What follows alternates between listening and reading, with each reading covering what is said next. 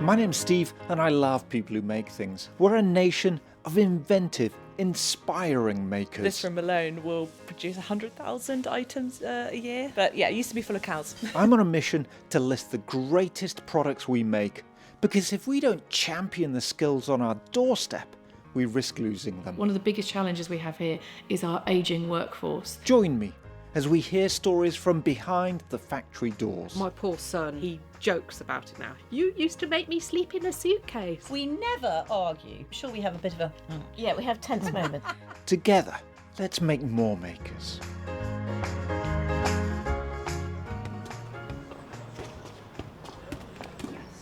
Welcome to the factory next door, and welcome to Desborough in Northamptonshire, a county famous for its shoe and boot making, and that's why I'm here, because the latest addition to our list of the greatest products we make in Britain is the Derby boot. And I've come to one of the oldest boot makers here, Cheaney. I'm stood in front of the factory right now, Joseph Cheaney and Sons printed on top, and there's the Union Jack proudly flying there as well. Unlike lots of factories we visit, this one sits actually very much at the heart of the community, in that there's residential streets and houses everywhere. In fact, there's residential houses on both ends of the factory as I look at it now. And you know, you've got people with their shopping walking by, and we've got a couple of kids playing football out here. Right, well, whilst I go in and say hello, have a listen to what's coming up in this week's show. Jonathan and I kind of looked at each other and said, actually, this would be a really nice opportunity. So I've learned what the difference between clicking and cutting is. I'm going to turn you into a shoe crank today.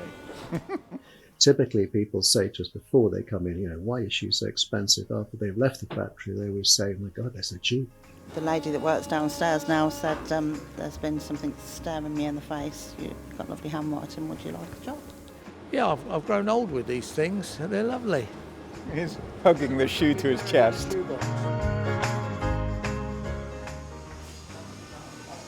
Martin Gray, and I'm the retail area manager for Cheaney Shoes. I've been with Joseph Cheaney Sons for 12 years now. In my previous life I was at church, and I worked with Jonathan and William. I prefer to think of myself as not being employed by Cheaney or church, but I have worked for the church family most of my working life. Excellent. And you're gonna show us a bit around the factory. Well, yeah, I'll follow you around, and we'll chat together about what we do, because we principally make Goodyear welted footwear. Let's find out about that then. Let's find out about that's the magic. And there we go. Well, this is what we call a clicking room, where the leather comes through from the leather room into here, and then it's cut up into pieces so we can stitch them together to form the upper of the shoe. And generally, down to our right here, we have press cutting, and running down to our left, we have hand cutting. But the problem is getting labour now. This is where you make or break the shoe.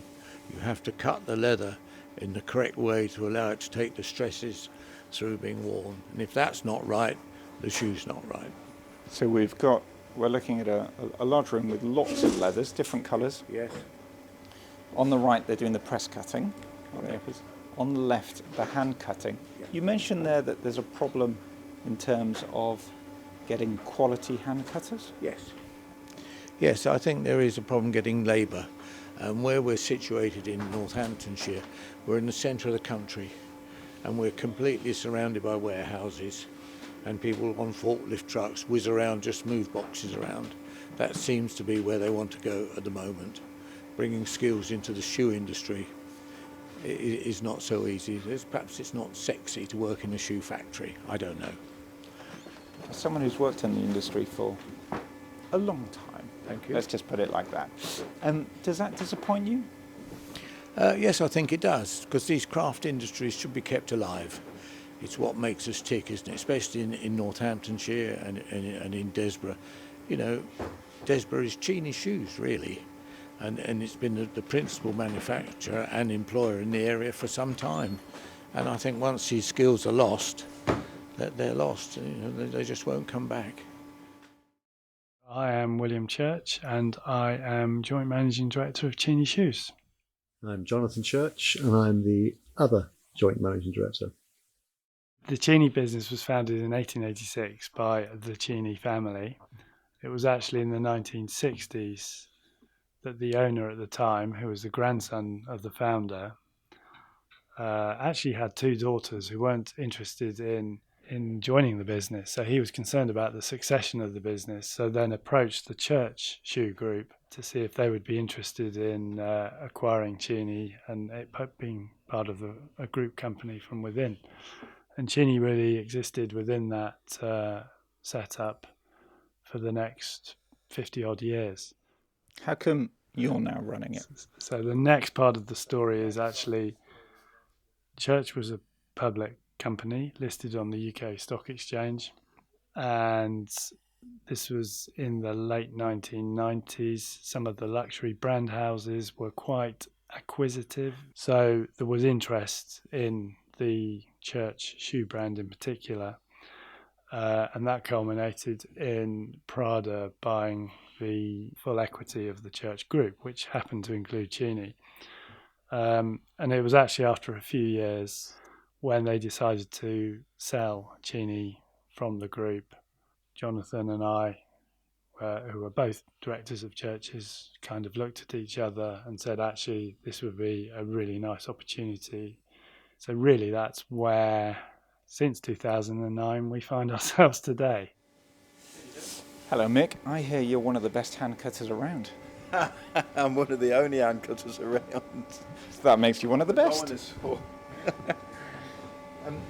Mick, tell me about how hand cutting is done. What you need to do is grind yourself a knife out of an old hacksaw blade, because it needs to be really sharp. You can buy them, but they're no good. So you get a bit of hacksaw blade, which is just a straight blade. You have to create your own tools. Yeah, that's what we start off with. Just a bit of hacksaw blade, and we make it into that. Anything bought, just don't hack it, because it's blunt too quick. Whatever you're cutting, you go from under your arm. That goes there. Why are you one of the only hand cutters? It's dying out because they'd send in and press, and now of course you've got the machines that obviously are so much quicker. But there's still customers who like the personal touch. But this isn't cutting. Press is cutting, this is clicking. Oh, sorry. Hang on. What's the difference between cutting and clicking? You use a knife and you just cut with your press. Clicking, you use a hand knife, and why it's called clicking is because when everything was done by hand, and this is a clicking room, is all you heard was the knife coming out the board. So that's all you heard all day long, and it's a clicking room and it's called clicking. Now it's more press cutting than clicking. Yeah, well, it's going to machine now, obviously. I'll still say I'll do the better quality by hand. So I've learned what the difference between clicking and cutting is. I'm going to turn you into a shoe crank today. Since 2009, what's the best decision you've done? What's the smartest decision you've made? I would say two things really. One is pushing the brand as opposed to private label, and particularly opening retail, so own branded retail stores, which we now have 10, and also e-commerce, which again, of course, is own brand. And both of those really do project the brand in terms of advertising and making it stronger and selling everything you make under one roof, as opposed to being a small part of someone else's collection. It is a warren of stairs, corridors, rooms. Was it Teresa? Teresa, hello. So I should point out that I'm wearing some of your lovely boots right now. And inside there is a beautiful written made in England with the shoe size and everything. Is that you? Probably, yes, I'm sure it is. Well, thanks very much. How did you come to work here writing in boots? Basically, I started years ago in the shoe factory, at a shoe factory in Kettering, and then I put in an application form for here, and The lady that works downstairs now said there's been something staring me in the face. You've got lovely handwriting, would you like a job? Yeah, it was just basically filling out an application form, and they saw my handwriting in that. So, Of all the jobs in a shoe factory, kind of the cutters, the sewers, the designers, you're the writer. yes, I am. Yes, it's quite nice, especially when you go over to the shop and see your writing, and on the web page you see your writing in shoes. That's nice. Do you ever make a spelling mistake? Sometimes, in which case I do get it recut. Yes, it's quite easy. Oops. Yeah. I love how all the different bits, they all have little numbers scribbled on them. Yes. It gives you an idea of how it's all by hand.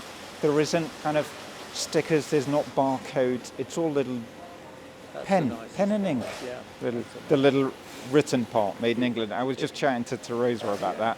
It does nothing for the wear of the shoe, it does nothing for the look, but when people look inside, it just gives that feel that somebody's loved it, they've looked at it, cared for it, and they've written that inside.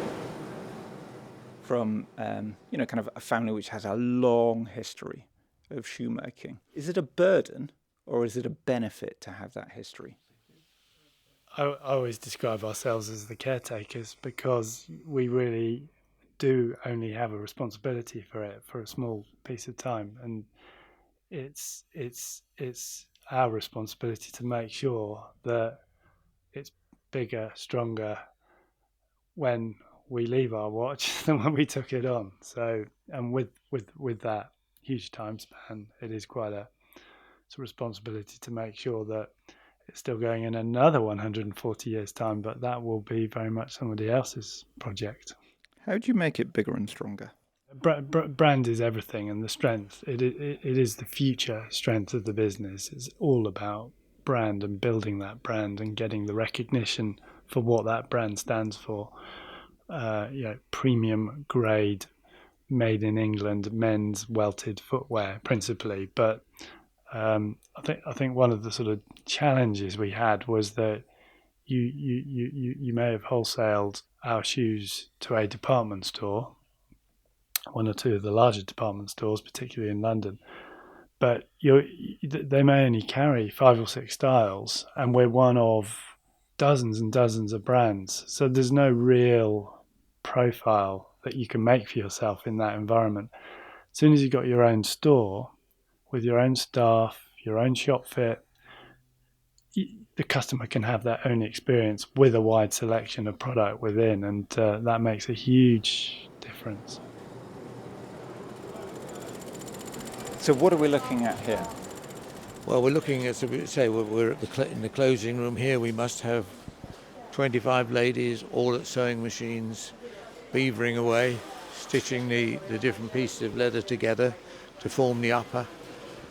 There is something really beautiful about looking across a room full of people working with their hands creating a product. It's a rare sight, but it's a really beautiful sight. Well, yes. I'm just standing here looking at the floor. It's a nice wood block floor. It's not uniform. It looks higgledy-piggledy. You think, what's going where and who knows what to do. But in some old-fashioned, gentle way, it works. It's not all painted walls, slick operation, computer operated. Well, especially when we get our visitors from Japan, they just eat this sort of look up. This is how they expect it to look. If it was all automated, they would be so disappointed. And this is all part of the lovely story about any craft industry, isn't it? Are you putting them in yourself, Joe? Yeah. It's nice. It is good. What are your key markets abroad? Well, for Cheaney, a very significant market is Japan. Japan has high regard for heritage, made in England, craft and the brand, and Cheaney finds itself in a place where it's able to meet all those attributes, and and do that. So Japanese are very discerning and have a huge knowledge of what brands in general stand for and represent. It's really interesting the number of companies I'm going into who talk about the importance and the recognition from Japan. Why is Japan so good to Britain? Japanese market's also driven in part by exclusivity. So if you or we as a manufacturer can vary what we do for the consumer, which we do because we customize very slightly, and it might not be a big customization. They like that because it means that retailer has something that's just slightly different from the next door retailer, and so it goes on. So again, it helps if you're a niche manufacturer like us, that you can be flexible and meet that need. While the shoes are being put together here, it's very warm, the atmosphere here, so the leather tends to dry out and it gets boardy and it's not easy to work with. So we're now going to move into an area called the mulling room, just the other side of this door, which is in a very damp environment, so it allows the leather to take in a bit of humidity, a bit of water, and just plump it up so we can work with it. Oh wow! Open a little wooden door and you come into a little room full of stitched uppers. It feels a bit like a drying room in a youth hostel. Or You feel them, they're damp, the uppers are damp, and it's allowing them to take in the moisture, and it just plumps it up, because you will see when you go into the next room the tensions we put the leather under. If it was dry, it would split. So this just makes it a bit more malleable. There we go. it's actually quite nice in here. It's cosy, isn't it? Yeah. Back out of the mulling room. You describe it as a spa day there. Yes. Hello, Mel. You all right? Mel, hello. Hello. Nice to meet you. Is it really, or did you have to get told to do this? No comment. I hear you, Mel. I hear you. Don't worry. I know people don't want to talk to me. Okay, Mel, tell me about this. Tell me about this room, because this is by far the biggest room I've come into. Tell me what's happening. The magic here. The magic of this room, it is known as the men's room, but since I've come down, we've changed that to male's room.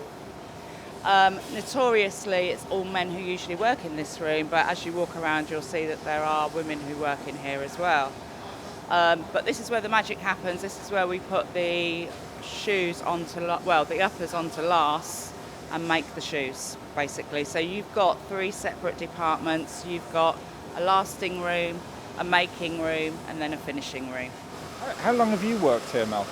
I've worked in the factory for 12 years. I used to run the shoe room, which you'll go to at the end of this, then the clicking room, and I've been downstairs for 6 years.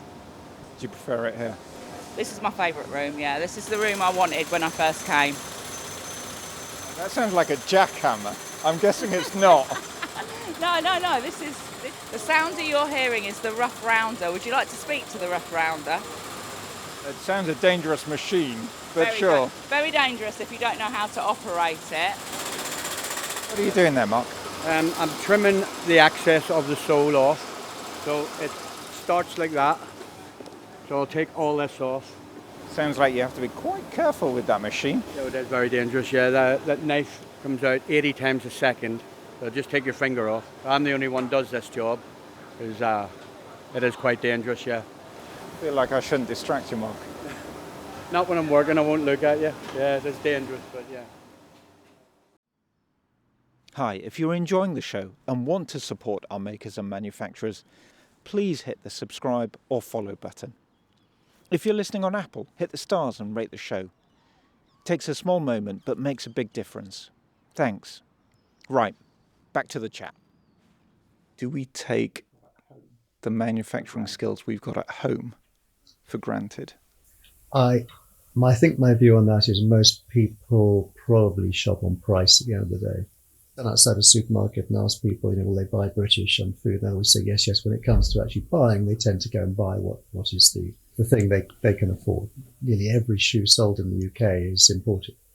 And it's the niche end that is not the high end.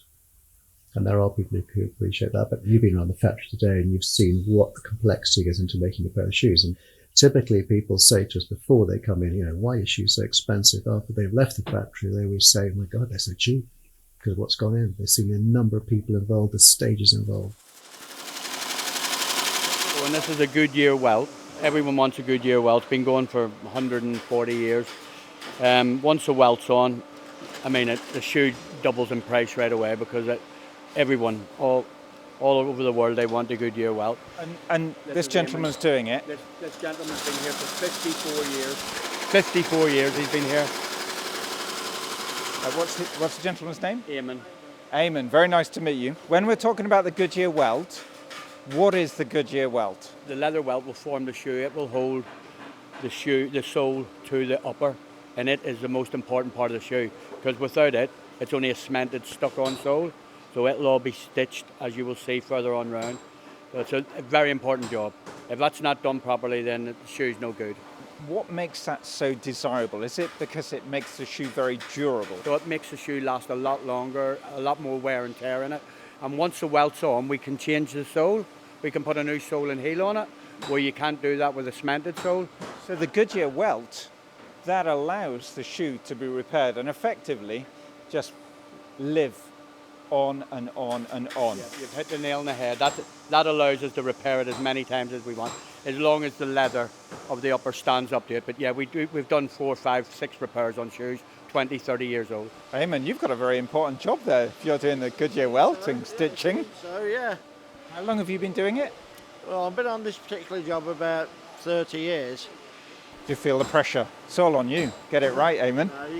You get used to it, But you got a good work force to work with, so it helps if you're happy in your work. Are you happy in your work? No one's listening, honestly. Yeah, I'm happy in my work, yeah. You love me really, don't you? Yeah. Goods that are made in the UK are expensive. There's no doubt about that. And it doesn't matter what category you're in, be it clothing, footwear, bikes or anything. You pay a premium for UK made goods. So what do we deliver for that premium? We've got to be delivering a quality and a value that sits easy with the consumer. If you buy a Cheaney shoe, you do have to invest quite a lot of money into that shoe. But if you look after it, they will look after you, and you will still be wearing those shoes in 10 years' time. So in terms of, how do we grow our market, I think, there's a lot of talk out there about sustainability, buy less, buy better, look after it, make it last longer.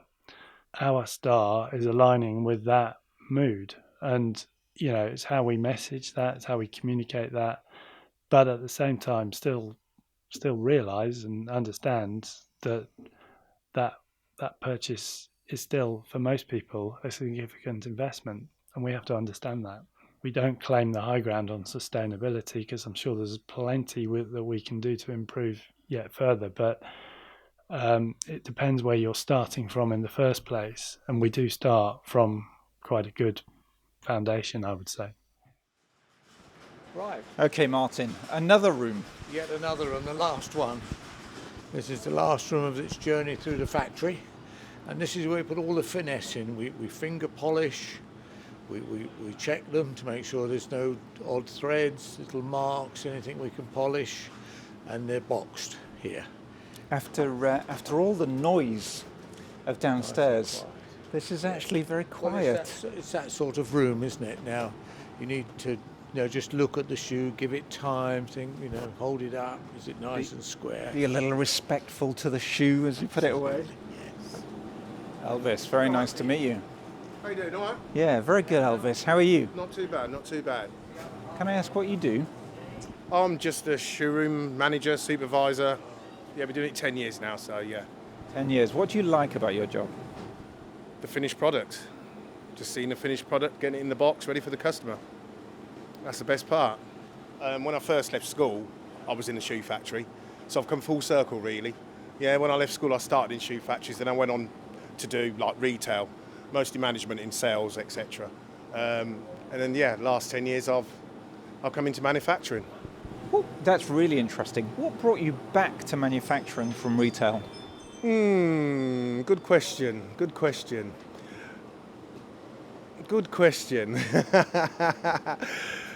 It's just a change really. You know, I was in sales for like 25 years, so coming back into manufacturing, I was quite excited because like you say, it's watching the product from the beginning right through to the end product. That's what I find exciting. Did it feel kind of almost comforting coming back to manufacturing? Yeah, definitely, because it's a more family-orientated environment. Whereas, as you can imagine, in sales, what I used to do, it's more the shark at your back, you know what I mean? Elvis, thank you so much for talking to me. Oh, you're welcome. Be honest now, do you judge people by their shoes? Yes. Just straightforward, really. Yeah, I do. All the time. I think quite often you look at people and you play the game. You work out what they're wearing. Is it a Church, a Cheaney, an Edward Green? And most of the time we would probably get it right, but you might sometimes just get it wrong. But you can definitely always tell a good, well-made shoe, most probably made in Northamptonshire, against one that hasn't. How nice is that? Look at that. It's lovely. Martin's just opening up a box here. We've got the dust bags. Good enough to eat. There we go. And he pulls out a Derby boot, a high top boot, burgundy colour. And is that kind of pebble leather? That's right. And this is what we call a welted boot, which is very specialist, and by reason of its construction, it's waterproof. And it also has a bellows tongue, so you don't get water ingress through here. So this particular boot is probably waterproof up to 3 inches. Because felts are so difficult to make, there are only probably 1 or 2 factories in the county still making this. And you're one of them. And I mean, this for 50, 60 years, probably more, producing something like this? Yes. Yeah, I think we've been manufacturing that since, more or less, since we started manufacturing footwear. Last a long time. It does look like you could do the Pennine Way in that boot if you wanted to. You could indeed. Yeah, in fact, I've done half the Pennine Way in a pair of Pennines, oddly enough. And they served me very well, and I didn't get wet feet. I'm sure you didn't, Martin. You know, I've seen the shoe industry decline in Northamptonshire, which I find very sad. And it's so, like many other items of apparel, it's so price-driven now. But I do understand it's coming back now, and the younger people are starting to ask questions about the sustainability and how long it lasts, where it comes from. And that's to our advantage, isn't it, really? This, to wear it once and bin it, I think hopefully will come to an end. Yeah, I've grown old with these things, and they're lovely. He's hugging the shoe to his chest. Shoebox. Do you say you're going to be buried in a shoebox? Martin, in your dapper suit and your beautiful shoes. I did polish. I made an effort this morning, look. Looking very polished. Thank you, sir. Thank you enormously for your time and for delight to touring me around this factory. It's been brilliant.